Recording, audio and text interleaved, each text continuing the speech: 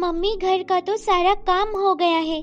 जब तक बच्चे स्कूल से नहीं आ जाते तब तक मैं आपकी वो कल डॉक्टर ने जो मेडिसिन लिख कर दी थी वो ले आती हूँ और साथ में कुछ सब्जी और फ्रूट्स ले आती हूँ।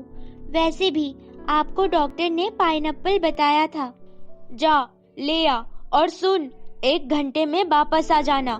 मुझे खाना खाते ही वो मेडिसिन लेनी है। मम्मी की मेडिसिन ले ली, घर का कुछ राशन भी ले लिया, सब्जी और फ्रूट्स भी ले लिए।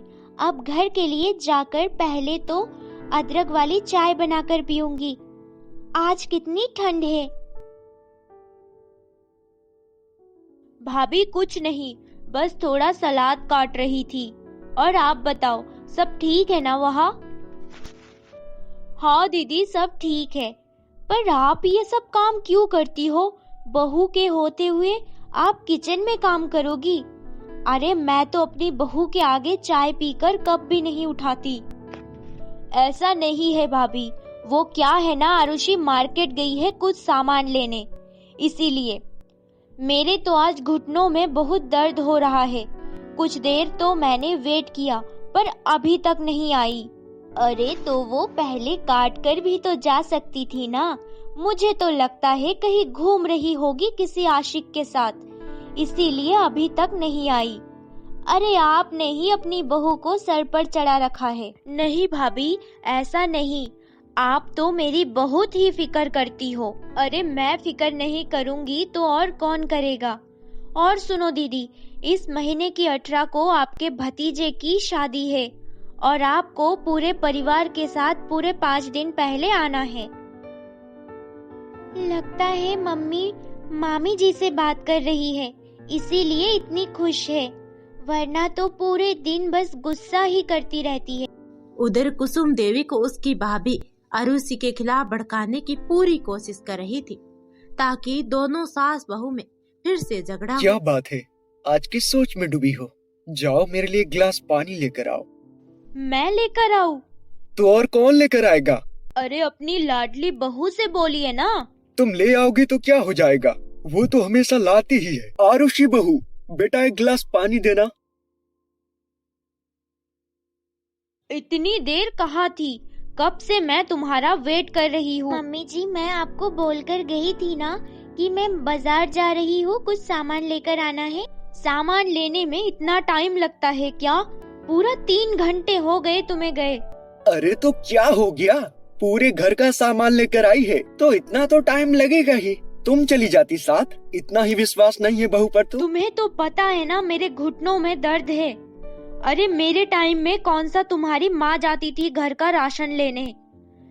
मैं ही तो लेकर आती थी, वो भी पैदल। मम्मी आज मैं भी तो पैदल ही गई थी, वो कल मेरी स्कूटी खराब हो गई थी इसलिए। हाँ बेटा, मुझे पता है तुम आज पैदल जाकर ये सारा सामान लेकर आई हो। अब जाओ आराम कर लो, चाय पानी पी लो। ये लो मम्मी आपकी मेडिसिन। आरुषि बेचारी पूरे दिन घर के कामों में ही बिजी रहती थी। अब तो अच्छे से ब्लॉगिंग भी नहीं कर पा रही थी। अब इस बात की भी आरुषि के दिमाग में टेंशन रहती थी कि अगर वीडियो प्रॉपर नहीं डालूंगी तो ऑडियंस का भरोसा टूट जाएगा, और अगर एक बार ऑडियंस चली गई तो फिर वापस लाना बहुत मुश्किल है। अब बेचारी करती भी तो क्या करती, क्योंकि अब घर का माहौल बिल्कुल ही खराब हो चुका है। इस वजह से अन्नू भी घर का ऐसा माहौल देखकर कॉलेज से एक दिन भी छुट्टी नहीं लेती थी। तुम प्राची और प्रांजल को आराम से खाना खिला दो, मैं मम्मी जी और मामी जी को खाना खिला देती हूँ। पर भाभी आपने तो अभी तक खाना नहीं खाया, तो आप ऐसे बीच में क्यों उठकर जा रही है? उन्हें कोई और खाना खिला देगा, पहले आप तो खा लीजिए। नहीं अनु, मैं बाद में खा लूंगी, मम्मी जी को ऐसे अच्छा नहीं लगेगा। अरे हम विधवा के हाथ का खाना नहीं खाते, हम अपने आप ही ले लेंगे। तुम ये प्लेट बाहर कुत्तों को खिला दो। अब अरे बेटा तुम बुरा मत मानना, वो क्या है ना, इन्हें पता नहीं था कि तुम कुसुम दीदी की बहू हो। आरुषि बेटा, तुमने खाना खा लिया क्या? भाभी मैंने तो आपको पहले ही बोला था कि पहले आप खाना खा लीजिए। अरे वो लोग तो किसी और को भी बोल सकते हैं। मम्मा, आप रो क्यों रही हो? दादी ने फिर से आपको डांटा? प्राची, अभी आपकी मम्मा बहुत परेशान है, अभी रिलैक्स करने दो।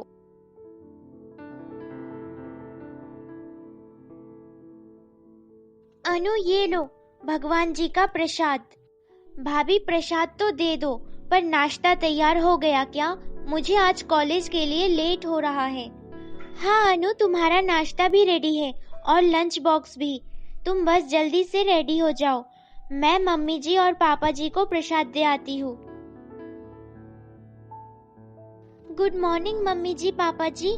गुड मॉर्निंग बेटा, हो गई तुम्हारी पूजा? हाँ पापा जी, ये लो प्रसाद। लाओ लाओ बेटा, हमें तो मॉर्निंग में तुम्हारे इसी प्रसाद का ही इंतजार रहता है बेटा। ये तो फिर बहुत अच्छी बात है पापा जी, मुझे भी बहुत अच्छा लगा है। ये लो माँ जी प्रसाद, आप भी। नहीं, मुझे आज प्रसाद खाने का मन नहीं है। अरे बेटा, अगर ये प्रसाद नहीं ले रही है तो वो भी मुझे दे दो। भाई, हमें तो आपकी तरह नखरे नहीं आते।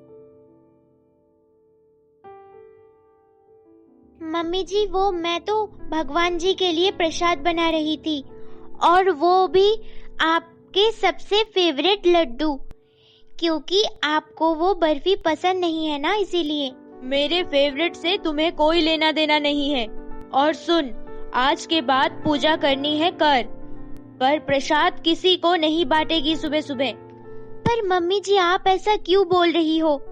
आपको तो पता है पापा जी को इस प्रसाद का कितना बेसब्री से इंतजार रहता है। देख बहू, मेरे सामने जुबान चलाने की जरूरत नहीं। मैं जैसा बोल रही हूँ वैसा कर, तो तेरी लिए बेहतर होगा।